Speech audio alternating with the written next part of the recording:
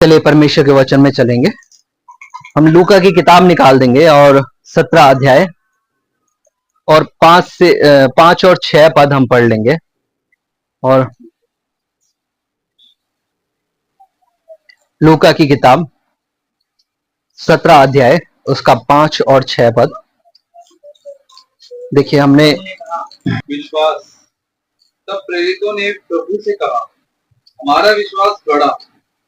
प्रभु ने कहा, यदि तुमको राई के दाने के बराबर विश्वास होता तो तुम इस जैतून के पेड़ से कहते कि जड़ से उखड़कर समुद्र में जा लग जा, तो वह तुम्हारी मान लेता।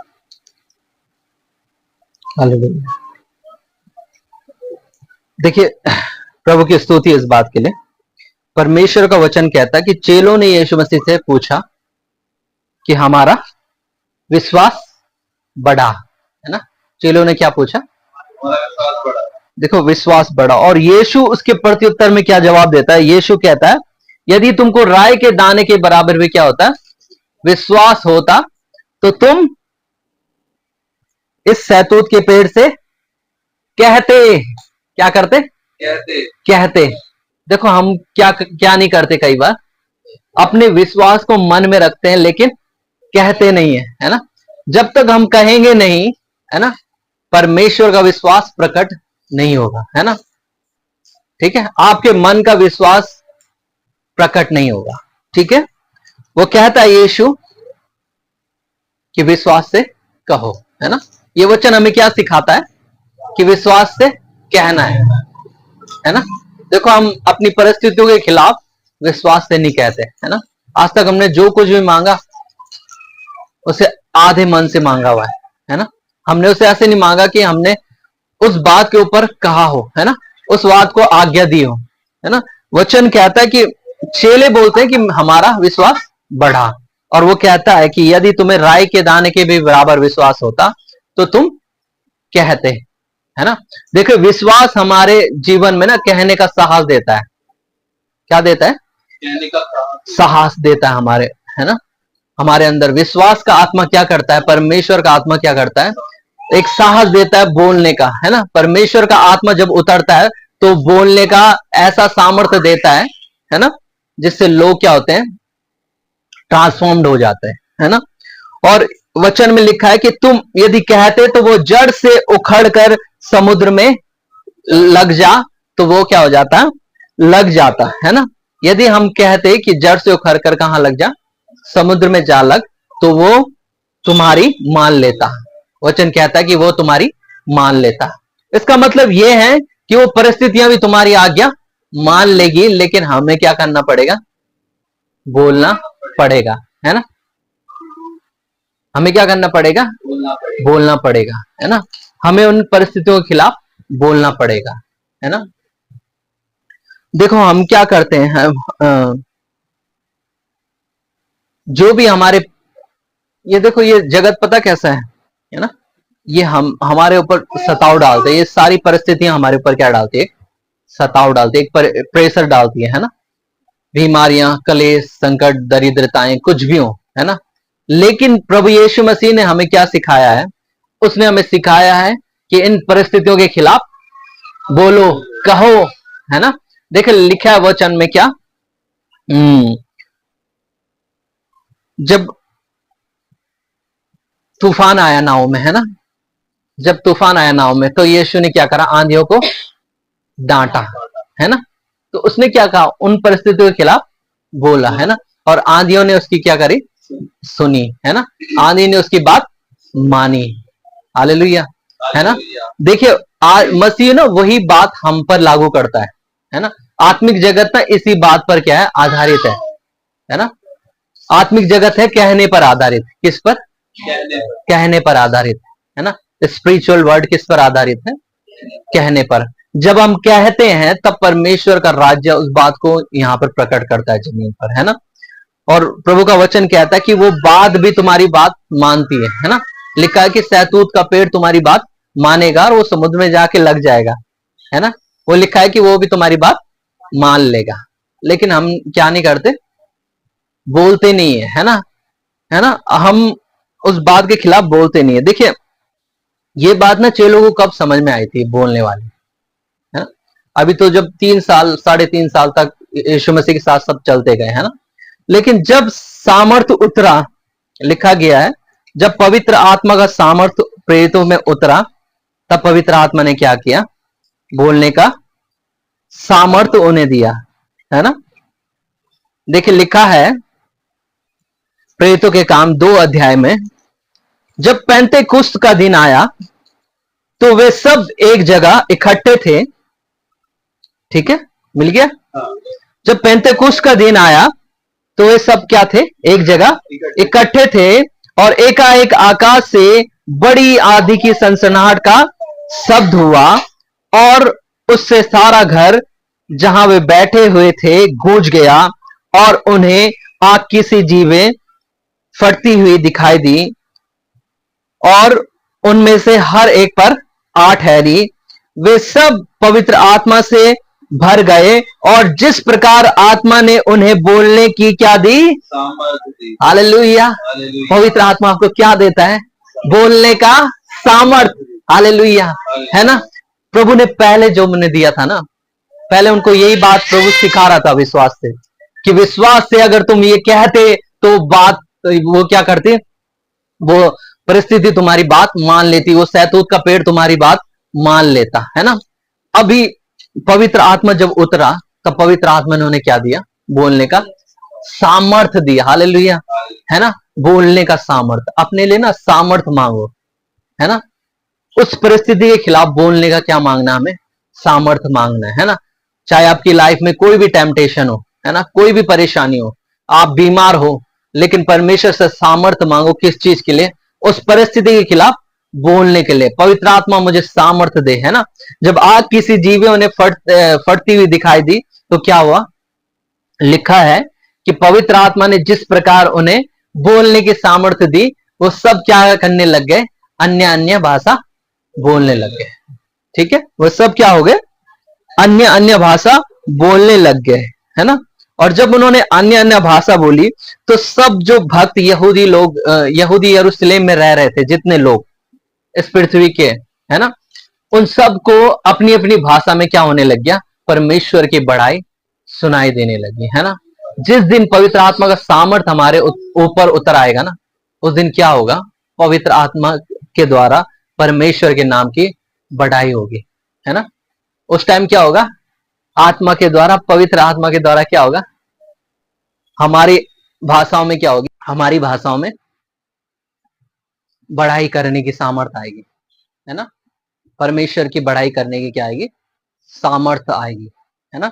वचन में लिखा है कि क्या, जब उन्होंने बोलने की सामर्थ्य दी, है ना, वे सब अन्य अन्य भाषा बोलने लग गए, और सब लोग चकित हो गए, अचंभित हो गए इससे। तब क्या होता है, जब पतरस ने अपना भाषण शुरू किया ना, तब लिखा हुआ है कि 3,000 लोग क्या हो गए, ट्रांसफॉर्म्ड हो गए, है ना। वही पतरस जो एक बार छुपा करता था, है ना, वही प्रेरित जो पहले क्या कर रहे थे, हमारा विश्वास बढ़ा। और तब यीशु ने सिखाता है कि यदि तुम्हें राई के दाने के बराबर क्या होता, विश्वास होता, तो तुम कहते, है ना। लेकिन आज वो कहता है और 3,000 लोग क्या हो जाते हैं, ट्रांसफॉर्म्ड हो जाते हैं, है ना। आज परमेश्वर का उद्धार उन 3,000 लोगों के ऊपर ठहर जाता है ना। और जब वो कहते हैं तब क्या होता है, 3,000 लोग बदल गए, और 3,000 लोगों ने क्या लिया, बपतिस्मा लिया यीशु के नाम से, है ना। परमेश्वर की स्तुति हो इस बात के लिए, है ना। तो परमेश्वर का जो आत्मा है ना, हमें बोलने का क्या देता है, सामर्थ्य देता है। आपको जब सामर्थ्य देगा, तब आप इस प्रकार बोलोगे कि सब आपके क्या करेंगे, सुनेंगे, है ना। जब इसने बोला, तब बिना माइक, उस टाइम ये नहीं लिखा हुआ कि वहां पे क्या था, माइक था, साउंड सिस्टम था, है ना, लेकिन बिना माइक के 3,000 लोगों तक क्या आवाज पहुंचना बहुत बड़ी बात होती है ना। और 3,000 लोगों तक परमेश्वर की आवाज इस रीति से पहुंचना कि वो 3,000 के 3,000 लोग क्या ले रहे, बपतिस्मा ले रहे हैं, है ना। इसका मतलब जब आत्मा का सामर्थ्य उस साउंड इफेक्ट से भी कहीं ज्यादा, हालेलुया, है ना, उस स्पीकर की वॉइस से भी कहीं ज्यादा है परमेश्वर के सामर्थ्य का रेंज, हालेलुया, है ना। जब वो सामर्थ्य देगा, तब क्या होगा, परिवर्तन आएगा सबके जीवन में, है ना, है ना। और ये परिवर्तन कैसा होता है कि हम में से हर कोई क्या हो जाता है, बदल जाता है ना, जब बोलने का सामर्थ्य देता है ना। देखिए, केवल परिस्थिति नहीं बदलती, लेकिन लोग भी बदल जाते हैं, है ना। लेकिन हम बोलने की क्या रखते हैं, इच्छा ही नहीं रखते, है ना। हम अपने मुंह से एक नेगेटिव बात तो बोल देते हैं, लेकिन पॉजिटिव बात बोलने की सामर्थ्य नहीं रखते, है ना।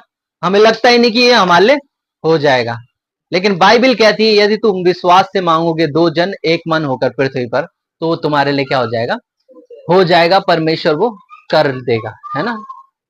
क्योंकि अब ये ऐसा क्यों हो रहा है ना, ऐसा क्यों कर रहा है परमेश्वर, इस बोलने में ऐसा क्या है कि परमेश्वर हमारे जीवनों में काम कर दे रहा है ना।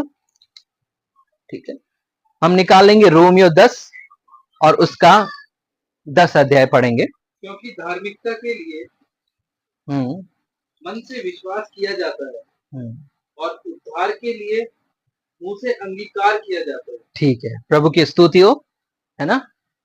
आपने पढ़ा क्या लिखा हुआ है, क्योंकि धार्मिकता के लिए, मन से विश्वास किया जाता बोले क्या लिखा गया है, क्योंकि धार्मिकता के लिए है, मन से विश्वास किया जाता है और उद्धार के लिए मुंह से अंगीकार किया जाता है। हालेलुया, है ना।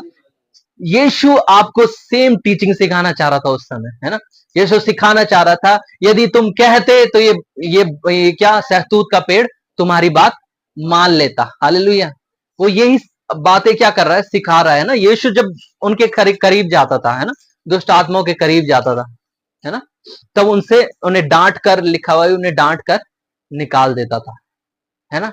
बीमारियों को डांट कर निकाल देता था, है ना। रोगियों को इसी रीति से चंगा करता था, है ना। देखिए, उद्धार अगर पाना है ना हमें, तो मुंह से अंगीकार करना होगा, है ना। और ये जो शब्द है उद्धार, साल्वेशन, है ना, जो साल्वेशन शब्द है ना, ये ऐसे ही नॉर्मल शब्द नहीं है। जो सॉल्वेशन शब्द है ये कैसा नहीं है, नॉर्मल शब्द नहीं है ना। ग्रीक में इसके लिए लिखा गया है सोटेरियो या सोजो। क्या लिखा गया है, सोटेरियो या सोजो, है ना, जिसका मतलब क्या होता है, डिलीवरेंस, छुटकारा, है ना। सोटेरियो का मतलब होता है छुटकारा, है ना। इसका मतलब ये नहीं कि केवल हमें कैसा छुटकारा मिला कि हम स्वर्ग जाने के लिए तैयार हो गए, है ना, हम लहू के द्वारा हमारे पाप क्षमा हो गए, केवल यही वर्ड को डिनोट नहीं करता सोटेरियो, है ना। बाइबल में ना इसके बहुत सारे मीनिंग लिखे गए हैं, है ना। मैं आपको वीडियो में डाल दूंगा इसको, है ना। जब सोटेरियो वर्ड बोला जाता है ना, इसका मतलब होता है deliverance from the molestation of enemy.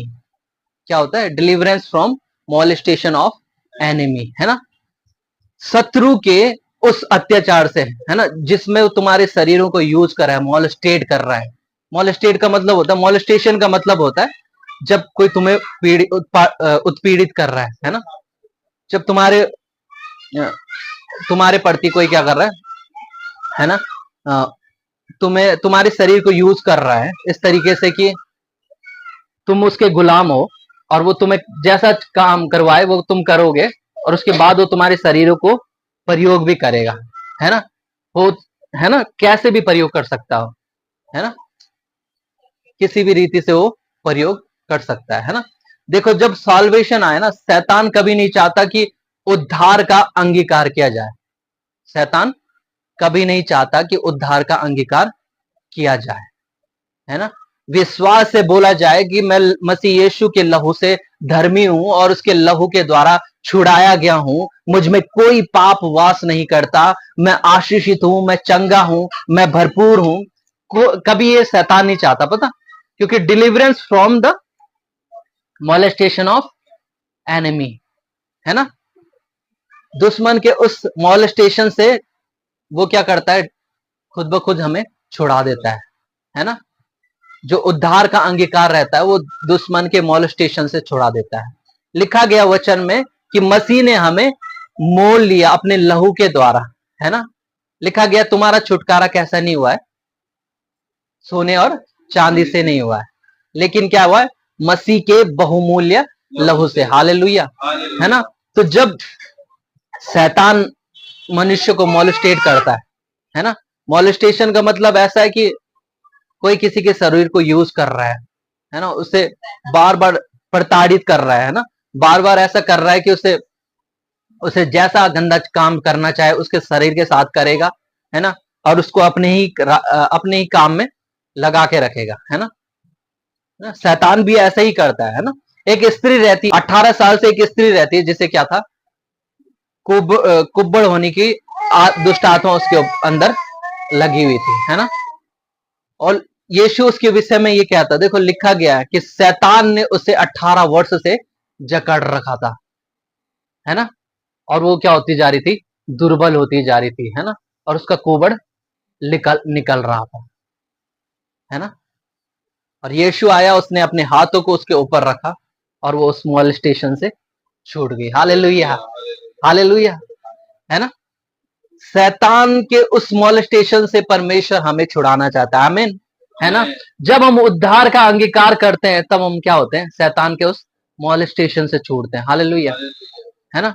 अगर हमें डिलीवरेंस चाहिए तो हमें क्या चाहिए, मुंह से अंगीकार करना, है ना। हमें सीखना होगा कि हमें क्या करना है, बार बार प्रभु यीशु मसीह का अंगीकार करें, है ना। देखिए उद्धार शब्द जो है वो क्या है, सोटेरियो है और सोजो है ना, जिसका मतलब खुद में ही क्या है, छुटकारा है और सारी रीति से छुटकारा है ना। और उस मॉलेस्टेशन से भी है जहां पर यूज किया जा रहा है ना। जैसे अभी यीशु ने बोला ना कि क्या 18 साल से ये स्त्री दुर्बल करने वाली दुष्ट आत्मा से पीड़ित थी, है ना, लेकिन परमेश्वर ने क्या करा, उसे छुड़ाया उस मॉलेस्टेशन से, है ना। यीशु ने कई ऐसे लोगों को छुड़ाया, है ना, उनके पापों से छुड़ाया, है ना, उनकी बीमारी से उन्हें छुड़ाया, यहां तक कि मृत्यु के बंधनों से उन्हें आजाद किया। जब हम खिलाफ बोलते हैं शैतान के राज्य के, उस मॉलेस्टेशन के खिलाफ, है ना, मैं आज जो आपको वचन बताना चाह रहा हूं ना, वो ये है, speak against the molestation, kingdom of molestation, है ना, मॉलेस्टेशन ऑफ एनिमी, है ना।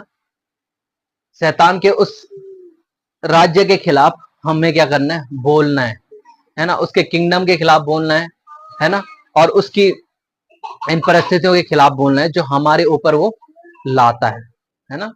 देखिए जब यीशु ने ना मृत लाजर को बोला, हमने ना बोलना ना इतना सामर्थ्य नहीं लगता, लेकिन मैं बताऊं कि जब आप बोल रहे होते हैं ना, तब शरीरों में हलचल जरूर हो रही होती है।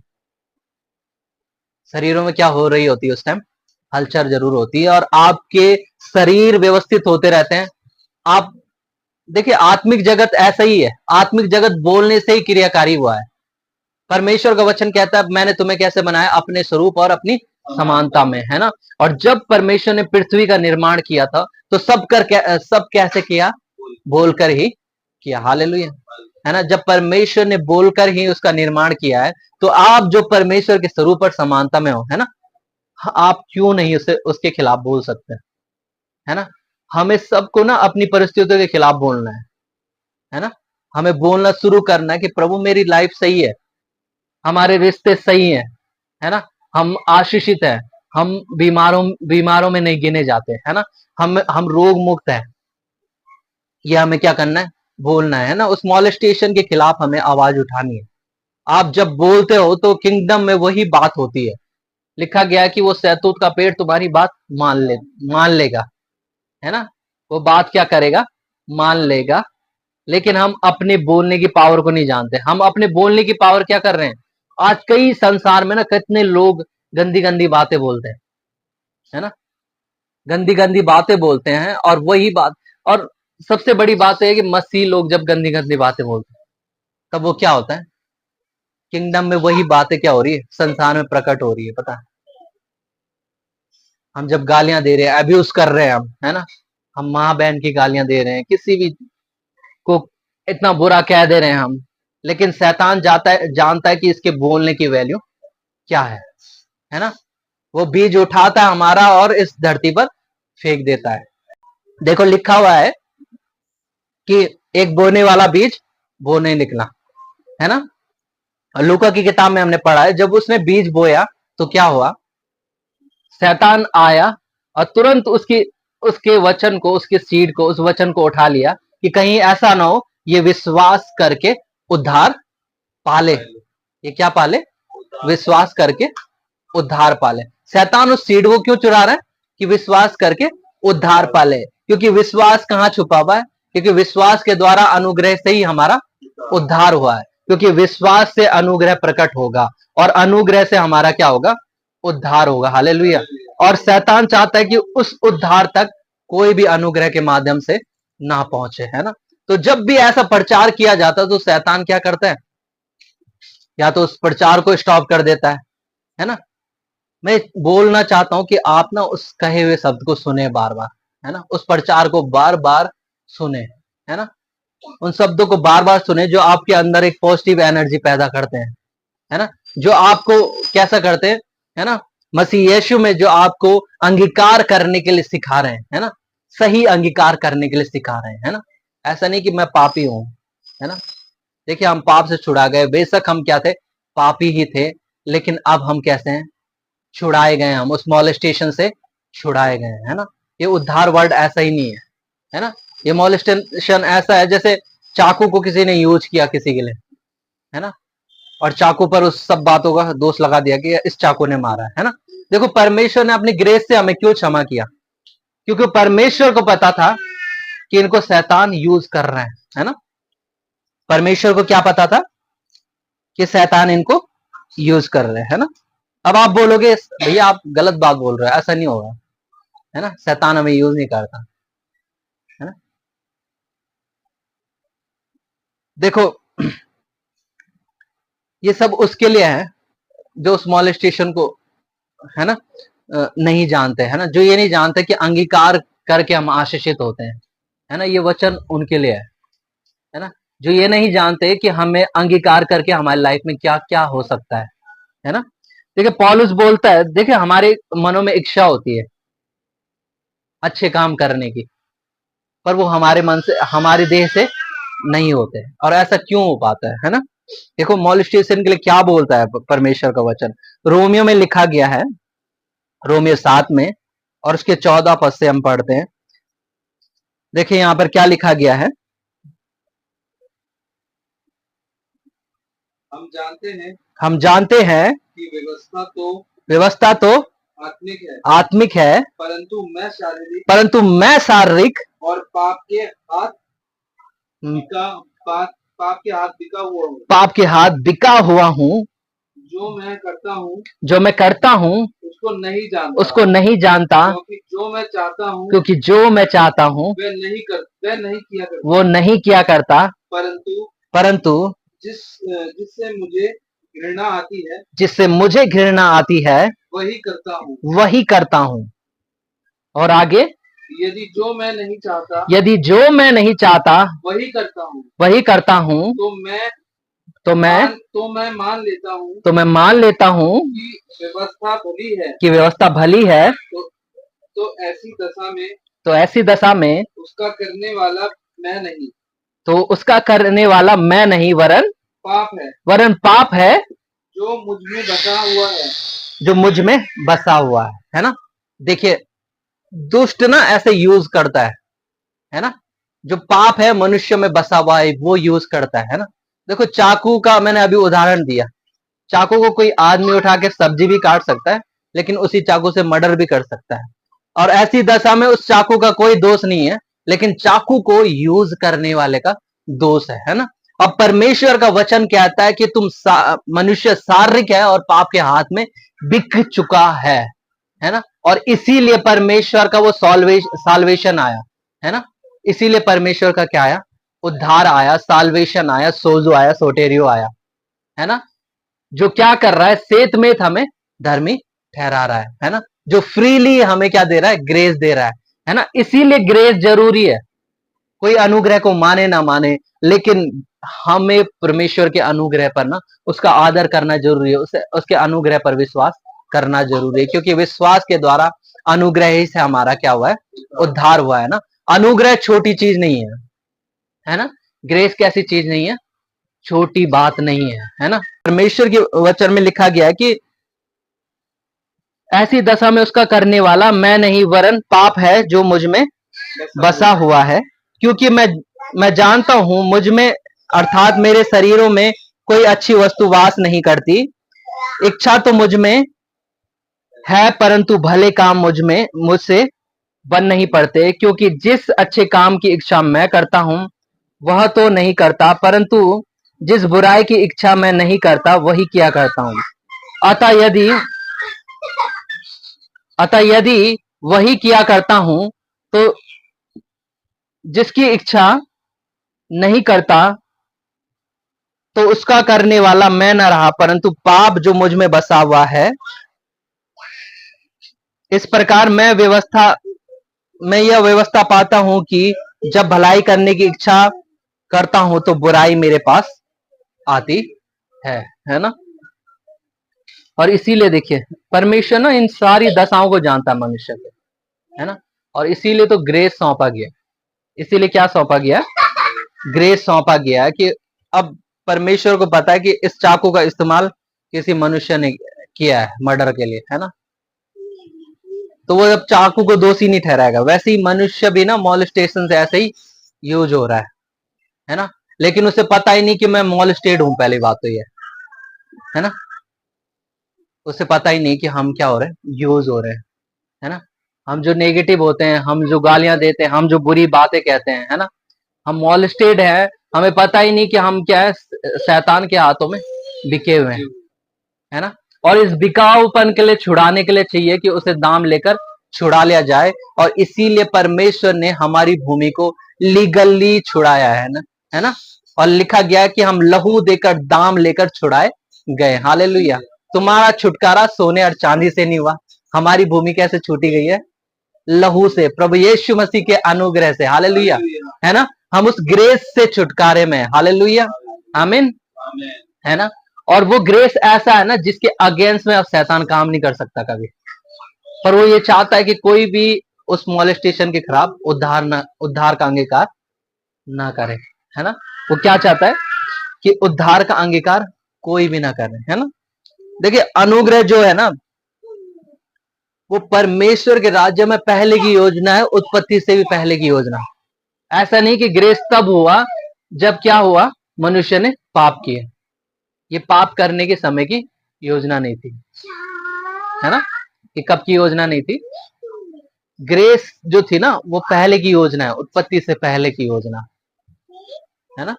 देखिए इफिसियों की किताब में उसके 1 अध्याय और 4 पद में लिखा गया है, जैसा उसने हमें जगत की उत्पत्ति से पहले उसमें क्या कर लिया है? चुन लिया। कब से चुन लिया?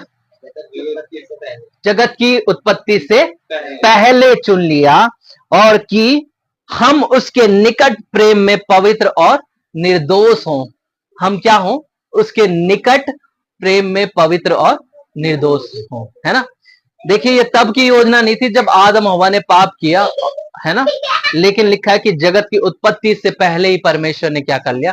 मनुष्य को चुन लिया कि जो कोई मनुष्य के निकट आए और उसके प्रेम को जाने, है ना, वो क्या हो? पवित्र और निर्दोष हो। इसका मतलब यह है कि पवित्र और निर्दोष वो होता है जो परमेश्वर मसीह यीशु के प्रेम को जान जाता है। Hallelujah, hallelujah. वो पवित्र हो पाता है। हम सोचते कि पवित्र बनो, पवित्र बनो, और हम क्या कर रहे हैं? जो चाहते हैं वो नहीं कर पाते, और जो करना चाहते वो नहीं कर पाते, है ना। क्योंकि हमें ये सिद्धांत तो पता ही नहीं है कि मनुष्य को तो कोई मॉलेस्टेट करता, उससे कोई यूज कर रहा है ना, है ना। उससे क्या कर रहा है? कोई यूज कर रहा है ना। उससे कोई क्या कर रहा है? यूज कर रहा है। उस सिद्धांत को ही नहीं जान रहे, है ना। लेकिन परमेश्वर का वचन कहता है जो परमेश्वर के प्रेम निकट में आएगा ना, प्रेम के निकट आएगा, वो पवित्र और निर्दोष ठहरेगा। हालेलुया। इसलिए लिखा गया वचन में, है ना, हे परिश्रम करने वालों और बोझ से दबे हुए लोगों, है ना। आप हो सकता है पाप से परिश्रम कर रहे हो छूटने का, है ना, लेकिन नहीं छूट पा रहे। क्यों? क्योंकि आपको निकट आने की जरूरत है उस उद्धार के जो आपको सेत में दिया गया। हालेलुया, हालेलुया, है ना। वही आपको क्या करेगा? पवित्र और निर्दोष ठहराएगा। वो कहता है कि परिश्रम करने वालों और बोझ से दबे हुए लोगों मेरे पास आओ और मैं तुम्हें क्या दूंगा? विश्राम दूंगा। आमीन, है ना। तो परमेश्वर आज आपको विश्राम देगा इस बात से। आमीन। और परमेश्वर का वचन कहता है ना, देखो 6 पद पढ़ रहा हूँ, इफिसियों 1 और उसका 6 पद 5-6 दोनों पढ़ लेता हूँ, 5-6 और 7 पढ़ रहा हूँ और 8वां भी पढ़ रहा हूँ, है ना। आज आपको पता चलेगा कि अनुग्रह का जो प्रचार है ना, ये परमेश्वर का संपूर्ण ज्ञान है ना। जो लोग अनुग्रह का प्रचार का विरोध करते हैं और जो ये सोचते हैं कि अनुग्रह से लोग पाप करेंगे, तो आज उनकी आंखें खुल जाएगी कि अनुग्रह से लोग पाप नहीं करते। लेकिन जब मनुष्य के जीवन में व्यवस्था आती है, वो मनुष्य को उकसाती है और वो पाप करवाता है ना। लिखा है कि और अपनी इच्छा के भले अभिप्राय के अनुसार हमें अपने लिए पहले से ही ठहराया कि यीशु मसीह के द्वारा हम उसके ले पालक पुत्र हों, है ना। ये परमेश्वर ने पहले से ही ठहरा दिया था। और लिखा है कि उसके उस अनुग्रह की महिमा की स्तुति हो जिसे उसने हमें उस प्रिय में कैसे दिया है, सेत में दिया है। कि उसके उस अनुग्रह की महिमा की स्तुति हो जिसे उसने उस प्रिय में हमें कैसा दिया है, सेत में दिया है। हमें फ्रीली ये दिया गया है। और लिखा गया कि हमको उसमें उस लहू के छुटकारे के द्वारा हमको उसमें उसके लहू के उस छुटकारे के लहू के द्वारा छुटकारा अर्थात अपराधों की क्षमा और उसके उस अनुग्रह के धन के अनुसार मिला है ना। जिसे उसने कैसा ठहराया, 8वें पद में क्या लिखा गया, जिसे उसने सारे ज्ञान और समझ सहित हम पर बहुतायत से किया। हालेलुया। परमेश्वर ने जो ग्रेस किया वो सारे ज्ञान से कर रखा है, और हम परमेश्वर के ज्ञान को क्या झूठा ठहराना चाहते हैं। जो ग्रेस के प्रचार का विरोध करता है ना, वो उस परमेश्वर के उस संपूर्ण ज्ञान का विरोध कर रहा है ना। जो भी अनुग्रह के प्रचार का विरोधी है, वो ये जान ले कि वो क्या है ना, वो ये जान ले कि वो संपूर्ण ज्ञान का वो विरोधी है जो परमेश्वर ने अपने सारे समझ से अनुग्रह किया है। हम अनुग्रह को छोटा टॉपिक ना समझे, है ना। हम ये ना समझे कि यार मैं कैसे अंगीकार करके उद्धार पालूंगा, लेकिन आप पाओगे उद्धार, है ना, क्योंकि परमेश्वर का संपूर्ण ज्ञान लगा हुआ है। वो बातें तुम्हारी बात क्यों मानेगी, क्योंकि तुम सामर्थी हो, तुम परमेश्वर की संतान हो, तुम राजा की संतान हो, तुम राजा हो स्वयं, है ना। और परमेश्वर जानता है कि देखिए हम कैसे जीते हैं, पता, आत्मिक जगत और संसारिक जगत को मिक्स करके जीते हैं। इसीलिए हम ना संसार में उसका प्रतिफल नहीं देखते, क्योंकि हमें ये पता नहीं है कि आत्मिक जगत कैसे काम करता है ना। जिस दिन हमें ये पता लग जाएगा कि आत्मिक जगत कैसे काम करता है, उस दिन हम ये पता लग जाएगा कि अंगीकार करने से कुछ होता है। जब यीशु ने लाजर के कानों में आवाज मारी ना, मृत लाजर के कानों में, तो उसके अंगों में, है ना, फिर से क्या होने लग गया था, रिजरेक्शन होने लग गया था, है ना। उसके सड़े हुए अंग क्या होने लग गए थे, फिर से बनने लग गए थे, है ना। जब आप आवाज मारते हो अपनी परिस्थितियों के खिलाफ, आपके सड़े हुए ट्यूमर्स हील हो जाते हैं। आमीन, हालेलुया, है ना। आपकी आपकी वो पाप करने की बातें, है ना, वो पाप करने की निर्बलताएं, है ना, वो सारी समाप्त हो जाती हैं यीशु के नाम में। आमीन, है ना। आप जब उसके खिलाफ बोलते हो, है ना, आप जब अपने रिश्तों के खिलाफ में अच्छी बातें बोलते हो, तो वो क्या हो जाते हैं, मॉलस्टेड होने से बच जाते हैं ना। कोई शैतान आपको यूज करने से, है ना, परमेश्वर का उद्धार, उसका अंगीकार आपको बचा लेता है ना, शैतान उसे यूज ना कर पाए। इसलिए हमें क्या करना है, अंगीकार करना सीखना है। हालेलुया, उद्धार का अंगीकार, है ना। और देखो यीशु का नाम ही क्या है, उद्धार है ना। यीशु का नाम ही क्या है, उद्धार है ना। अगर हम इसको ढंग से पढ़ेंगे, इस वर्ड को, ग्रीक में लिखा गया है यीशुस, है ना, जो इंग्लिश में बनता है जीसस, और इसी का मतलब ही अगर आप पढ़ोगे तो उसका मतलब ये उद्धार है ना। उसका मतलब ये है कि परमेश्वर हमारा उद्धार है। जब आप यीशु कहते हो, है ना, तो इसका मतलब आप कह रहे होते हो कि परमेश्वर हमारा उद्धार है। Hallelujah, hallelujah. जो लोग यीशु का नाम का इनकार कर रहे हैं ना, वो जान ले इस बात को, है ना। वो ये जान ले कि जब हम यीशु कह रहे होते हैं तो हम परमेश्वर के नाम का इनकार कर रहे होते हैं, है ना। जब हम यीशु का इनकार कर रहे होते हैं तब हम परमेश्वर के उद्धार का इनकार कर रहे होते हैं, है ना। यीशु का मतलब ही क्या है, परमेश्वर हमारा उद्धार है। हालेलुया, है ना। Praise the Lord.